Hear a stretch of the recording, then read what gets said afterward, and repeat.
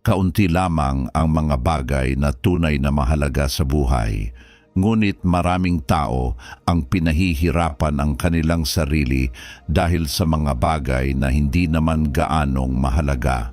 Nagagalit sila, nalulungkot, natatakot, naiinggit at nagdurusa. Ngunit sinasabi ko sa iyo, kapag natutuhan mong sabihin sa iyong puso na hayaan mo na sa mga bagay na hindi mahalaga, saka ka magiging tunay na malaya. Hindi ito nangangahulugan ng pagiging pabaya o walang malasakit. Ang ibig nitong sabihin ay ang pagbitaw sa mga hindi kailangang kapit ng isipan.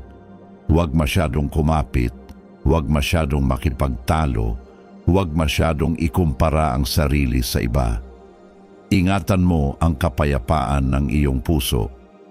Lahat ng bagay sa mundo ay nagbabago. Kapag kumapit ka sa mga bagay na nagbabago, magugulo lamang ang iyong isipan. Ngunit kapag natutuhan mong tanggapin ang pagbabago at sabihing, ayos lang iyan, mapupuno ng katahimikan ang iyong puso. Ngayon, hayaan mong ipaliwanag ko kung bakit ang kakayahang magsabing, hayaan mo na, ay may kapangyarihang magbigay ng kapayapaan at kalayaan sa tao. Una, ang ugat ng maraming pagdurusa ay ang pagkapit. Maraming tao ang may mga iniisip na ganito dapat ako o ganito dapat mangyari. Kapag hindi ito natupad, nagkakaroon sila ng galit, lungkot, inggit at pagkadismaya. Ngunit isipin mo ito, ang mga inaasahan bang iyon ay talagang nagmumula sa iyong puso? O baka naman galing lamang ito sa inaasahan ng ibang tao at sa dikta ng lipunan? Kapag natutuhan mong bitawan ang mga hindi kailangang hangarin, gumagaan ang buhay. Ang iniisip ng iba tungkol sa iyo, ang iyong katayuan, ang iyong reputasyon, maging ang mga pagkakamali ng nakaraan, lahat ng ito ay mga aninong pinapalaki lamang ng isip. Sa pagbitaw nagsisimula ang tunay na kapayapaan. Minsan ay may lumapit sa akin at nagsabi, paano po kung sinisiraan ako ng ibang tao, nasasaktan ako? Sumagot ako, nasasaktan ka dahil binibigyan mo ng halaga ang kanilang mga salita. Kung ituturing mo itong walang halaga, mawawala ang kapangyarihan nitong saktan ka.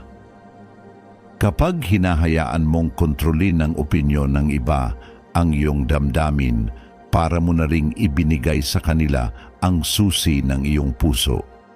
Ngunit kapag natutuhan mong isipin na karapatan nilang magkaroon ng sariling opinyon, nawawala ang bigat na iyong pasan. Hindi ito pagsuko, ito ay tanda ng pagkamahinog ng isip. Isa pa sa pinakamalaking sanhi ng pagdurusa ay ang paghahambing ng sarili sa iba. Mas matagumpay siya kaysa sa akin. Mas maganda ang buhay niya. Mas marami siyang natanggap na papuri. Sa bawat paghahambing, lalo lamang nating sinasaktan ang ating sarili. Ngunit ang isang bulaklak ay hindi nagiging maganda dahil mas maganda ito kaysa sa ibang bulaklak. Maganda ito dahil namumukadkad ito ayon sa sarili nitong kalikasan. Ganoon din ang tao. Hindi karera ang buhay. Bawat isa ay may sariling landas, sariling bilis, at sariling kwento. Kaya huwag mong gawing sukatan ng iyong halaga ang buhay ng ibang tao. Ikaw ay narito upang mabuhay bilang ikaw, at sapat na iyon. Marami ring tao ang nababalisa dahil sa hinaharap. Ano kaya ang mangyayari bukas? Magiging maayos kaya ang lahat? Ngunit ang hinaharap ay wala pa rito. Kapag masyado kang natatakot sa mga bagay na hindi pa nangyayari, para kang natatakot sa sarili mong anino. Ang tanging tunay na mayroon ka ay ang kasalukuyang sandali. Gawin mo nang maayos ang dapat gawin ngayon. Pahalagahan mo ang buhay na nasa harap mo ngayon. Ang pagkabalisa ay madalas na bunga lamang ng mga kwentong nililikha ng ating isip. Kapag natutuhan mong mamuhay sa kasalukuyan, unti-unting nawawala ang mga aninong iyon. Mayroon ding mga taong bihag ng nakaraan. Paulit-ulit nilang iniisip, kung ginawa ko lang sana iyon. Kung hindi ko lang sana sinabi iyon. Ngunit ang nakaraan ay wala na. Ang natitira na lamang ay alaala. Hindi mo mababago ang nangyari, ngunit maaari mong baguhin kung paano mo ito titingnan. Ang lakas na magsabing hayaan mo na ay hindi paglimot sa nakaraan. Ito ay ang pagtangging hayaang sirain nito ang iyong kasalukuyan. Ang mahalaga ay hindi kung sino ka noon. Ang mahalaga ay kung sino ka ngayon. Marami rin ang nagdurusa dahil pilit nilang gustong baguhin ng ibang tao. Kung magbabago lang siya, kung maiintindihan lang niya ako. Ngunit hindi mo kontrolado ang puso ng ibang tao. Ang kaya mo lamang baguhin ay ang iyong sarili.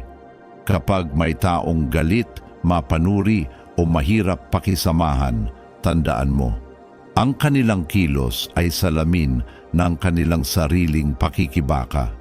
Hindi mo kailangang ituwid ang lahat, hindi mo kailangang ipaintindi ang lahat. May mga bagay na mas mabuting hayaan na lamang. At kapag natutuhan mong sabihin, ganyan talaga siya, mas gumagaan ang iyong kalooban. Ang buhay ay hindi palaging susunod sa ating plano. May mga panalangin na hindi masasagot ayon sa ating inaasahan. May mga pagsisikap na hindi agad magbubunga. Ngunit kapag natutuhan mong tanggapin ang realidad sa halip na labanan ito, nakakahanap ka ng kakaibang lakas. Kapag umuulan, mababasa ka. Kapag mahangin, may mga bagay na gagalaw. Ganyan ang buhay. At minsan, ang pinakamatalinong gawin ay tanggapin ito at magpatuloy. Ang galit, lungkot, inggit at takot ay parang mga ulap. Dumarating sila at umaalis. Huwag mong gawing tahanan ng mga ito. Hayaan mo silang dumaan. Kapag hindi mo kinakapitan ang iyong damdamin, mas mabilis itong lumilipas. At kapag lumipas na ang mga ito, makikita mong naroon pa rin ang iyong tunay na sarili, mas malinaw, mas payapa, at mas matatag. Ngunit tandaan mo, ang pagsasabing hayaan mo na ay hindi nangangahulugang wala ka ng pagmamahal. Sa katunayan, kapag binitiwan mo ang mga hindi mahalaga, mas nakikita mo kung ano ang tunay na mahalaga. Pagmamahal, kabutihan, pagtitiwala, habag. Kapag hindi ka naalipin ng iyong mga pagkapit, mas nagiging malaya kang magmahal at umunawa. At sa huli, may isang bagay na kinatatakutan ng halos lahat ng tao, ang kamatayan. Ngunit ang kamatayan ay bahagi ng buhay. Kapag tinanggap mo na may hangganan ang iyong oras sa mundong ito, mas natututo kang pahalagahan ang bawat araw. Mas nagiging mahalaga ang bawat paghinga. Mas nagiging mahalaga ang bawat sandali. At unti-unti mong napapansin na marami sa mga bagay na dati mong ikinababahala ay hindi naman talaga mahalaga. Sa huli, ang tunay na kahulugan ng hayaan mo na ay hindi ang pagtalikod sa buhay. Ito ay ang pagpili kung ano lamang ang karapat-dapat paglaanan ng iyong puso. Bitawan mo ang mga bagay na sumisira sa iyong kapayapaan. Pangalagaan mo ang mga bagay na tunay na mahalaga. Mamuhay ka sa kasalukuyan at huwag mong hayaang nakawin ng mga walang saysay na alalahanin ang kagandahan ng sandaling ito. Kapag natutuhan mo iyan, matutuklasan mo ang isang kakaibang kalayaan, isang katahimikan na hindi nakasalalay sa opinyon ng iba. Isang kasiyahang hindi nakadepende sa tagumpay o pagkabigo, at isang kapayapaan na mananatili sa iyong puso kahit nagbabago ang mundo sa paligid mo. Ano sa palagay mo, ang aral na ito ay nagbibigay ng mahalagang kaunawaan para sa ating pamumuhay sa kasalukuyan? Kahit gaano ka man nababalisa o kahit puno ng pag-aalala ang iyong mga araw, huwag kang mawala ng pag-asa. Kapag natuto kang magtiwala na ang lahat ay magkakaroon ng tamang lugar sa tamang panahon, unti-unting lilinaw ang landas sa iyong harapan.